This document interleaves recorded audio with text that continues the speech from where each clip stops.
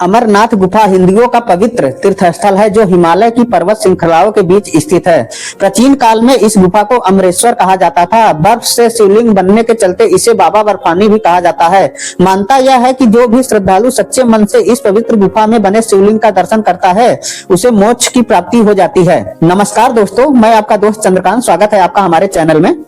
Shri Amarnath sign board की website के अनुसार महर्षि भृगु पवित्र अमरनाथ गुफा के दर्शन करने वाले पहले व्यक्ति थे।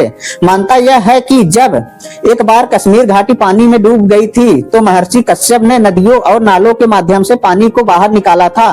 उन दिनों ऋषि भृगु हिमालय की यात्रा पर उसी रास्ते से आए थे और तपस्या के लिए एकांतवास की खोज में थे। तभी उन्हें बाबा अमरनाथ की पवित्र गुफा के दर्शन हुए। तब से लाखों भक्त श्रावण, जुलाई से अगस्त के महीने में इस पवित्र गुफा के दर्शन करने लगे।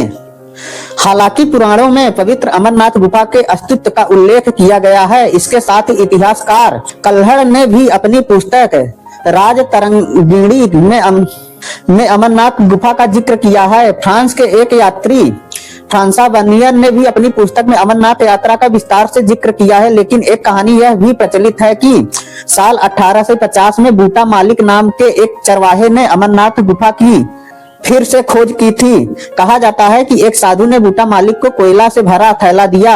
घर पहुंचने पर जब उसने उस थैले को खोला तो थैला सोने के सिक्कों से भरा हुआ था। इससे वह बहुत खुश हुआ और साधु को धन्यवाद देने के लिए वह घर से बाहर निकला, लेकिन साधु वहां से गायब हो गए थे। फिर इस चरवाहे ने वहां पर पवित्र गुफा और बर्फ से बने शिवलिंग को देखा। इसके बाद उसने इसे खोज के बारे में ग्रामीणों को बताया। तभी से यह तीर्थ यात्रा का एक पवित्र स्थल बन गया है। नागिनी निवेदिता ने अपनी पुस्तक नोट्स ऑफ सम वंडरिंग विड स्वामी विवेकानंद में कहा है कि स्वामी विवेकानंद ने साल 1898 में अमरनाथ गुफा के दर्शन किए थे। इस पुस्तक में कहा गया है कि जब स्वामी जी पवित्र अमरनाथ गुफा पहुंचे तो उन्होंने कहा कि आज भगवान शिव ने मुझे साक्षात दर्शन दिया। उन्होंने कहा कि मैंने आज तक ऐसा सुंदर और प्रेरणादायक स्थान नहीं देखा है और न ही किसी धार्मिक स्थल का इतना आनंद लिया है। लोक कथाओं के अनुसार भगवान शिव साक्षात अमरनाथ गुफा में विराजमान रहते हैं। ऐसा माना जाता है कि एक बार माता पार्वती ने भगवान शिव से उनके अमृत का कारण जानना चाहा तो भगवान शिव ने माता पार्वती को कहा कि इसके लिए आपको अमर कथा सुननी पड़ेगी। इसके लिए उन्होंने ऐसे स्थान की तलाश करना शुरू किया जहां कोई और इस अमर कथा को नहीं सुन सकता था। अतः वो अमरनाथ गुफा पहुंचे। भगवान शिव ने जब माता पार्वती को अमर कथा सुनाने के लिए अमरनाथ गुफा की ओर प्रस्थान किया तो रास्ते में सबसे पहले उन्होंने पहलगाम में अपने नंदी जिस बैल की सवारी करते थे का परित्याग किया। इसके बाद चंदनवाड़ी में भगवान शिव ने अपने बालों जटाओं से चंद्रमा को मुक्त किया। शेषनाग नामक झील के तट पर उन्होंने अपने गले से लपटो सांपों को भी मुक्त कर दिया। उन्होंने अपने पुत्र गणेश को महागुणस पर्वत पर छोड़कर फिर पंचतरणी नामक स्थान पर पहुंचकर भगवान शिव ने पंच तत्वों पृथ्वी, जल, आयु, अग्नि और आकाश का भी त्याग कर दिया। इन सबको पीछे छोड़कर भगवान शिव ने माता पार्वती के साथ अमरनाथ गुफा में प्रवेश किया और वहां पर समाधि ले ली। इसके बाद भगवान शिव ने कालग्नि बनाई और गुफा के आसपास मौजूद सब जीवित प्राणी को नष्ट करने के लिए उसे आग फैलाने का आदेश दिया ताकि माता पार्वती को छोड़कर कोई भी अमर कथा न सुन सके। फिर भगवान शिव माता पार्वती को अमृत का रहस्य बताने लगे, लेकिन अचानक कबूतरों का एक जोड़ा वहां पर पहुंचा और उन्होंने अमृत के रहस्य को सुन लिया। इसके साथ ही कबूतरों का यह जोड़ा अमृत को प्राप्त हो गया।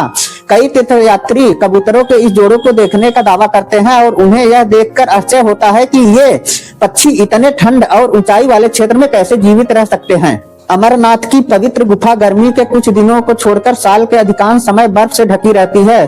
दिलचस्प बात यह है कि इस पवित्र गुफा में प्रत्येक वर्ष बर्फ का शिवलिंग प्राकृतिक रूप से बनता है। कहा जाता है कि इस गुफा की छत की एक दरार से पानी की बूंदें टपकती है जिससे बर्फ का शिवलिंग बनता है। क्योंकि ठंड की वजह से पानी जम जाता है और बर्फ शिवलिंग का आकार ले लेता है। इस शिवलिंग के बगल में दो छोटे और आकर्षक बर्फ के शिवलिंग भी बनते हैं जिन्हें माता पार्वती और भगवान गणेश का प्रतीक माना जाता है। यह दुनिया का एकमात्र ऐसा शिवलिंग है जो चंद्रमा की रोशनी के चक्र के साथ बढ़ता और घटता है। यह शिवलिंग श्रावण शुक्ल पक्ष की पूर्णिमा को पूरे आकार में रहता है और अमावस्या तक इसका आकार घटने लगता है। ऐसा प्रत्येक साल होता है। इसी बर्फ के शिवलिंग के दर्शन के लिए हर साल लाखों की संख्या में श्रद्धालु अमरनाथ की पवित्र गुफा की यात्रा करते हैं। अमरनाथ गुफा हिंदुओं का पवित्र तीर्थस्थल है जो हिमालय की पर्वत श्रृंखलाओं के बीच स्थित है। प्राचीन काल में इस गुफा को अमरेश्वर कहा जाता था। बर्फ से शिवलिंग बनने के चलते इसे बाबा बर्फानी भी कहा जाता है। मानता यह है कि जो भी श्रद्धालु सच्चे मन से इस पवित्र गुफा में बने शिवलिंग का दर्शन करता है उसे मोक्ष की प्राप्ति होती है।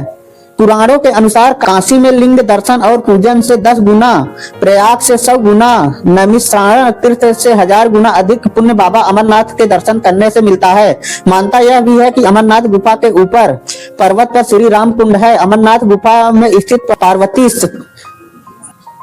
शक्तिपीठ 51 शक्तिपीठों में से एक है।